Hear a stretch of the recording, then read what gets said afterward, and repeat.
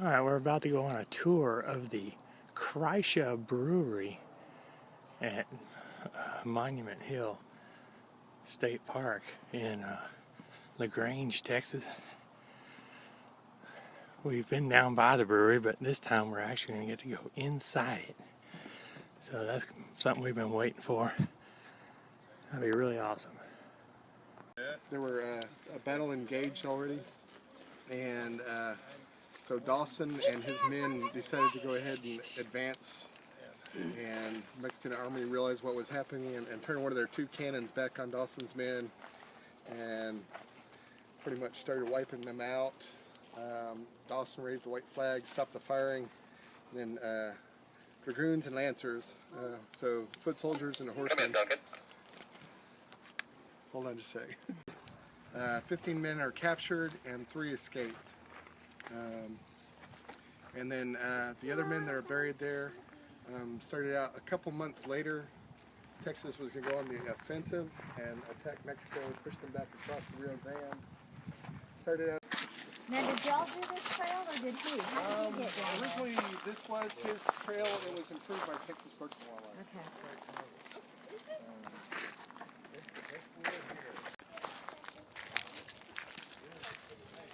Oh, I just went through a spider web for you. So this was supposed to be closed, Nisi? Yes. Did you not see him open the gate? I know we opened the gate, but why was it closed? So here's the spring that led down to the brewery, but it dried up in 1940.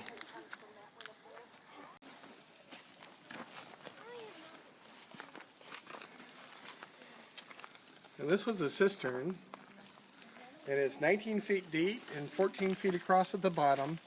So it's kind of shaped like an old-fashioned milk bottle.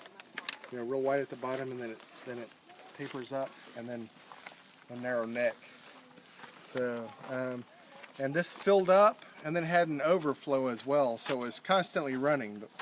The water filled up the cistern, and then went through the overflow, and so you always had fresh water. It was never sitting stagnant, and went down through another stone tunnel and then out to the creek down below the brewery. For the beauty of architecture as well as the functionality. That the kettles sat in. The larger one was called the mash tun, and that's where you actually did the brewing of the barley and the hops. And the smaller one was called the lauter tun, and that basically just held boiling water. Because one of the critical things in brewing beer is your temperature, and if it gets cold, you could add some boiling water to the mash tun to bring up the temperature back up to the right temperature. And let it hot a little bit. You want to cool it off as quickly as possible. And so these two rooms had real shallow pans that were real big. Where's the other one? By 10 feet long. Hose to that nozzle and fill up those flash cooling pans. And then once they cool off, then it's down into the vaulted room below. And there's a square hole cut that's lined with bricks over here. And that's how he got it down into that vaulted room. In here, this was actually Heinrich Kreisch's mortar kiln. This is where he made all his mortar for all the buildings he built. Oh, nice. Seriously? And it's very much like the ones that they have in Western Pennsylvania, where the Germans settled up there. It's roughly square, and it was so well built in '77 that they didn't. Texas Parks and Wildlife didn't have to do anything to it.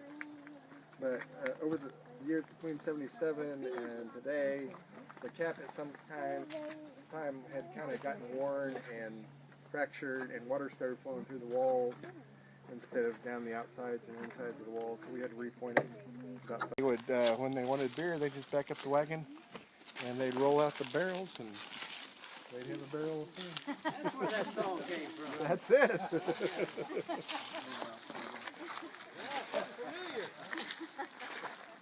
Right, watch out for some photos of the brewery when it was open and working. But this was about maybe between 10 and 15 years after they had closed it down, walked away from it, and it had started falling into ruins. You can see in the picture. But you can see some of the key elements here are in the photograph as well. Like this rough edge right here is that rough. You build a wooden framework with a curve to it, and then you start with flat stones like the wall, and then you start putting little pieces in between them and wedging it, and so then it starts creating that curve, and it's on the wooden framework. And then when you get to the center from both sides, you drop in what's the key called the keystone. And then you knock the framework out, and the keystone drops in place and applies pressure across both sides. You can see how much pressure there is. And I was worried about these cracks until I looked at photographs from the 80s when they were redoing it, and those cracks were already there. So it's been like this for about 30 years. So I'm not really worried about it, but the whole ceiling is like this, and so he probably didn't build however long it is, I think 70 feet. He didn't build a framework 70 feet long and do it. He built a 10-foot section and did a section at a time, and then finished that roof, and then knocked the framework out and moved it down and did it again. That's a lot of strength. The same way the Romans built Yeah. the aqueduct. Right. I wonder if it cracked when it was originally. Yeah, this probably happened right when they. And then never removed again. Right. That's pretty amazing. Smells like something died in here. It's a little musty. Once you kegged your beer. And then the back section was where the fermentation happened. The enemy of beer is heat and light, and so he wanted it dark and cold in here. And didn't have refrigeration back in the day, but remember I told you how the cistern got filled up and then it had an overflow? Well, that tunnel that goes out to the creek heads on out that way, and that loading dock has an air intake at the base of it. And when he would light a fire, either for malting the barley or brewing the beer, or he probably kept the fire going all the time. The hot air rising would draw air in at the far end of this tunnel.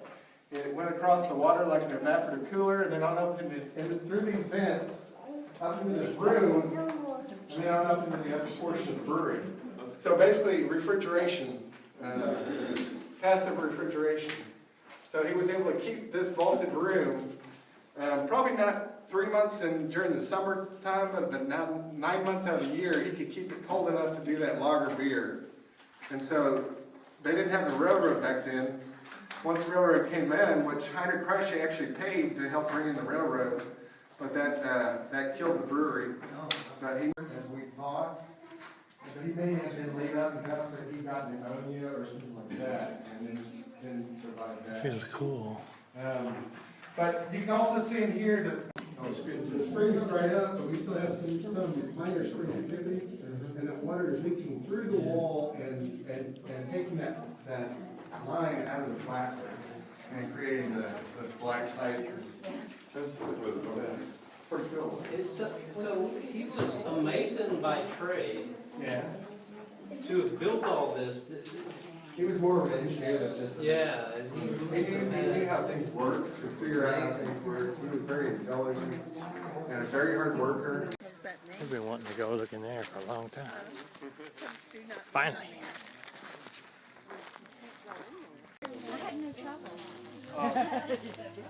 There's one thing, I don't know.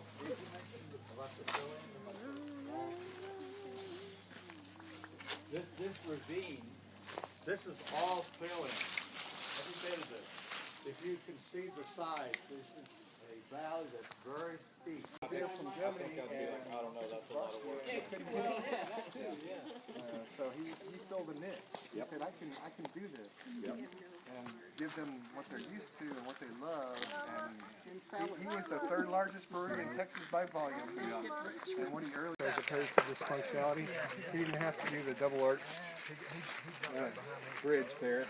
Yeah. But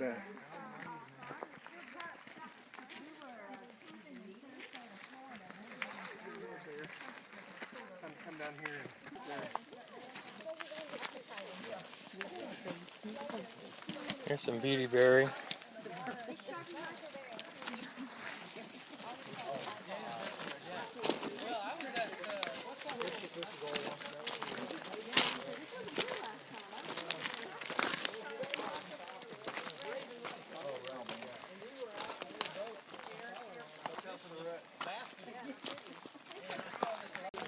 What an awesome place. I love to come back all the time. All right, well, that's the tour of that brewery, the Kreische Brewery.